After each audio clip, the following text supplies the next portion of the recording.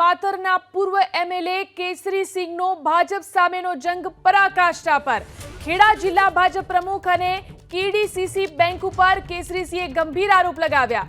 માત્ર આધાર કાર્ડ પર જિલ્લા પ્રમુખને બેંકે 30 લાખની લોન આપ્યાનો આરોપ લગાવ્યો।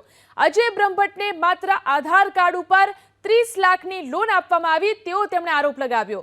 યોગ્ય દસ્તાવેજ વગર ફક્ત 4 જ દિવસમાં આ લોન આપી દેવામાં આવી। સૌથી મોટો સવાલ, કેસરીસિંહ બેંકમાં ડિરેક્ટર તો તેમને કેમ કોઈ વિરોધ નહોતો કર્યો। સૌથી મોટો સવાલ એ પણ છે કે ડિરેક્ટર હોવા છતાં લોન આપતા સમયે કેમ તેમણે વિરોધ ન કર્યો।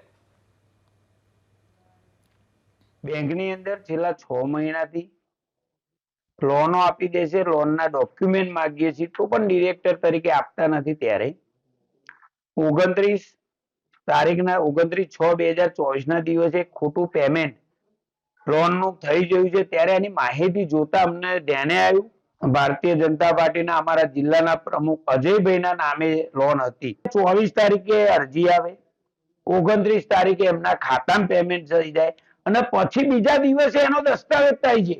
એ બહુ મોટી વાત કહેવાય કે આધાર કાર્ડ ઉપર આ લોન આપી દીધી છે એવું મારા જાણવા મુજબ છે। ત્યારે હું આજે ટોટલી ડોક્યુમેન્ટ પણ બેંક ઉપર જોઈને આવ્યો છું।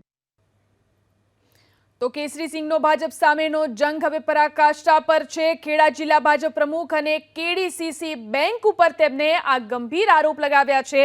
તેમના આરોપોને લઈને પણ સવાલ ઉઠી રહ્યા છે। ની અંદર જે આક્ષેપ છે કે લોન, પણ એ ખરેખર એક જ વ્યક્તિ વિશેષ માટેની એમની રજૂઆત હતી ને એમના પૂરતી જ એ લોનના ડોક્યુમેન્ટ જોવા માંગતા હતા।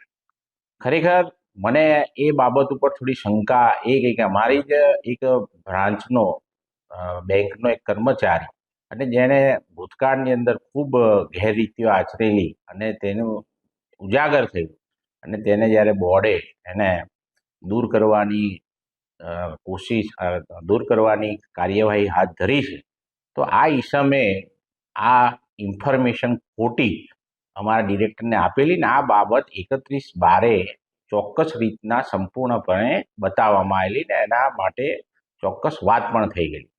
અને લોનની જે પ્રક્રિયા છે તેની અંદર એની અરજદાર અરજી કરે, એની વેલ્યુએશન અમારા બેંકના નિમેલા વેલ્યુઅર હોય વેલ્યુએશન કાઢે, એની લીગાલિટી એનું સાચું છે કે નહીં એના ટાઇટલ ક્લિયર સર્ટિફિકેટ આવે, ત્યારબાદ લોન કમિટી અથવા તો બોર્ડની અંદર લોન આવે અને અમારા પોલિસી ને અમારા નિયમો મુજબ આ હાઉસિંગ લોન છે ને હાઉસિંગ લોનની અંદર 100% બાંધકામ હોય કે 100% મકાન ખરીદવાનું હોય તેમાં અમારી બેંકની પોલિસી મુજબ 75% સુધીની અમે લોન આપતા હોઈએ છીએ।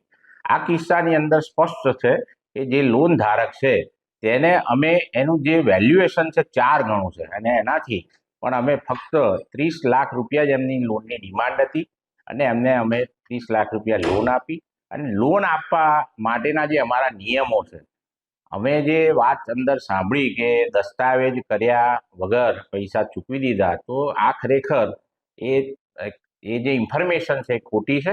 અમારી બેંકે 24 તારીખે કેસરીસિંહની રૂબરૂમાં લોન આપવા માટે નક્કી કર્યું અને 29મી તારીખે જેનું મકાન જે લોન ધારક છે તેમણે ખરીદ્યું, અમે એ લોનના જે 35 લાખ રૂપિયાનો જે ચેક છે એ અમે જે મકાન જેનું હતું એના ખાતાનો આપ્યો, એના ખાતામાં જમા થયા અને એ દિવસે જ દસ્તાવેજ રજીસ્ટર થયો અને એ દસ્તાવેજ રજીસ્ટર થઈને એની કસ્ટડી બેંક પાસે હોય છે। એટલે લોન આપવાના જે નિયમો છે એનું પૂરેપૂરું પાલન। તો કેસરીસિંહ સોલંકીના આરોપોને બેંકના ચેરમેને ફગાવ્યા છે। તેજસ પટેલે કેસરીસિંહ સોલંકીના આરોપોને ફગાવ્યા।